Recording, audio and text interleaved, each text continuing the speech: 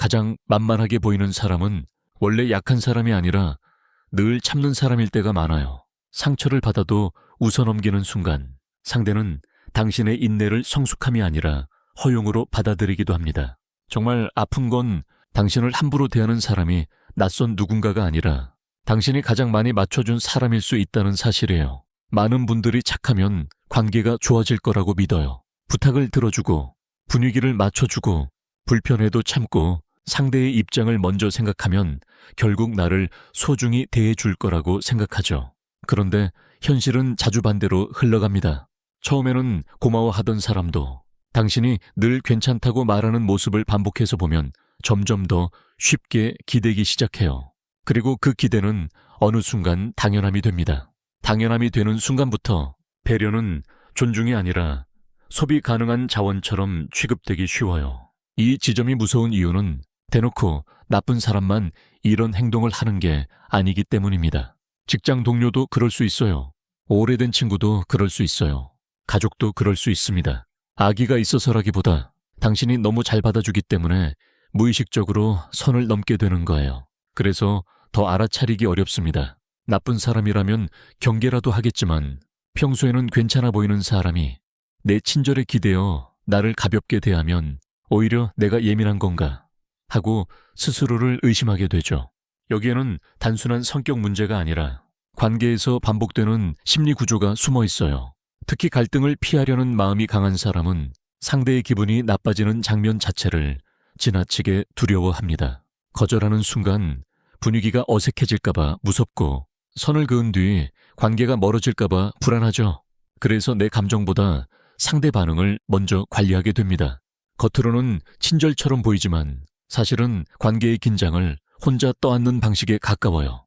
이런 상태가 오래되면 상대는 당신의 호의를 선물로 느끼지 않습니다.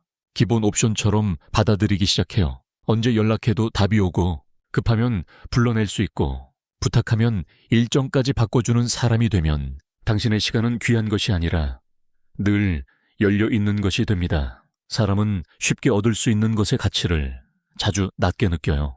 같은 물건이라도 구하기 힘들면 더 소중하게 여기죠.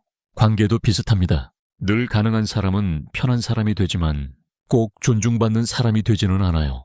반대로 늘 바쁘게 밀어내라는 뜻은 아니에요. 냉정해지라는 말도 아닙니다. 중요한 건 당신의 친절이 자동으로 제공되는 것이 아니라는 감각을 상대에게 분명히 전달하는 거예요. 예를 들어 누군가 부탁을 했을 때 예전처럼 바로 괜찮아요.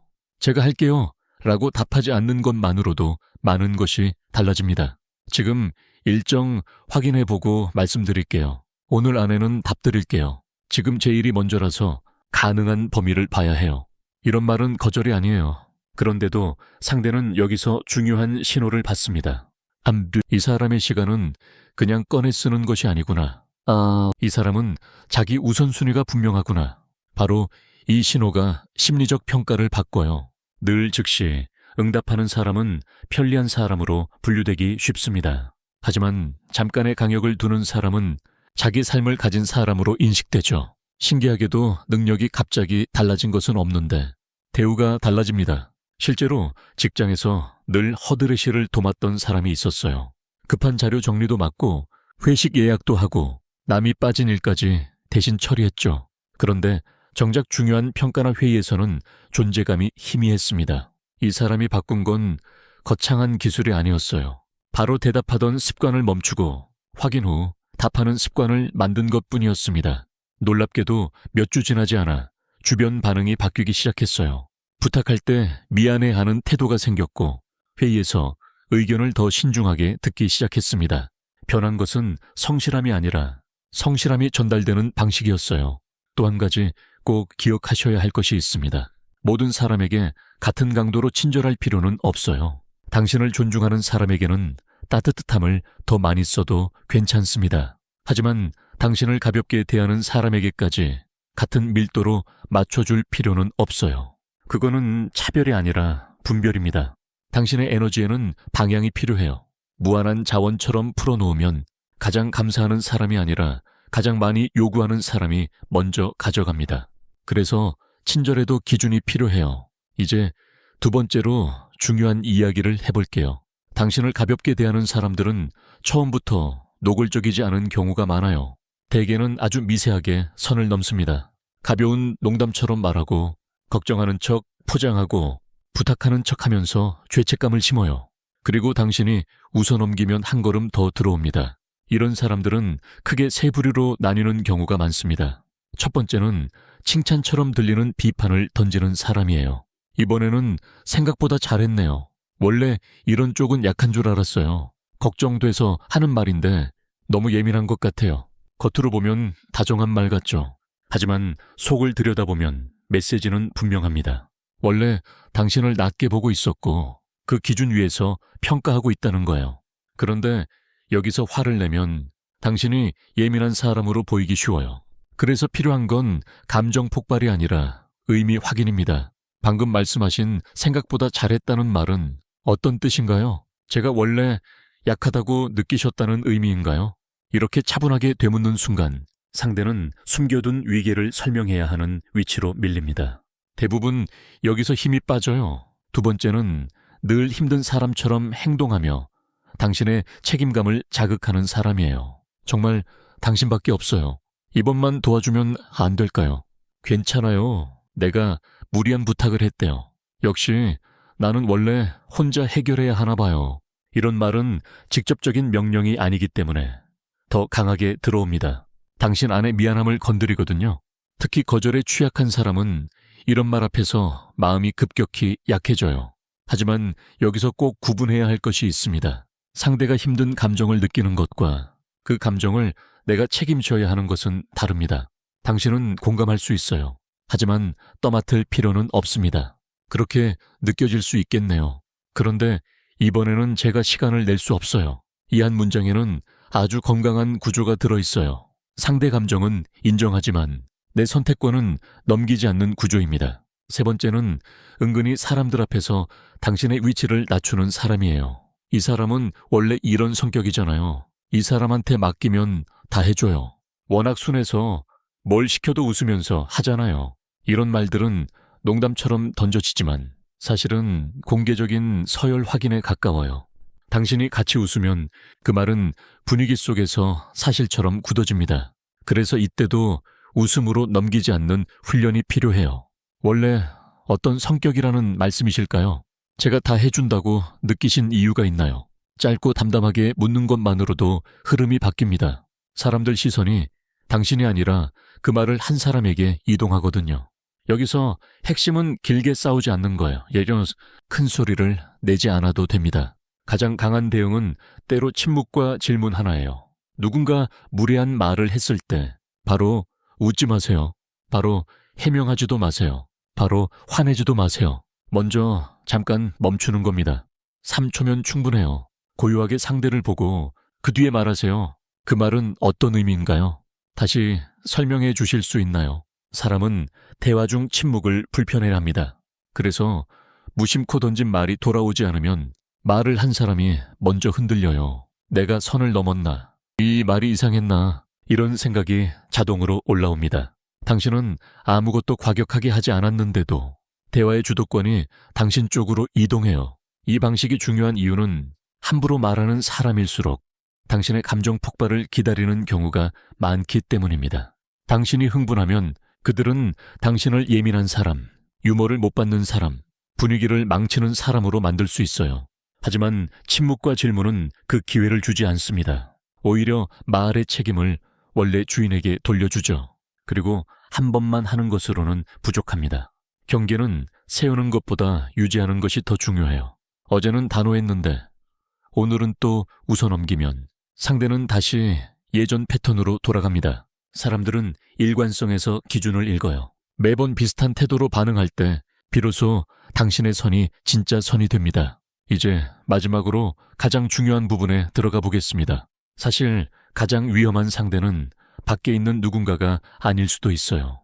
바로 당신 안에 자리 잡은 자기 낮춤의 습관입니다. 많은 분들이 겸손과 자기 비하를 헷갈려요. 제가 원래 좀 부족해서요. 제가 잘 몰라서 하는 말인데요. 별거 아닌 생각일 수도 있는데요. 제가 바보 같았죠.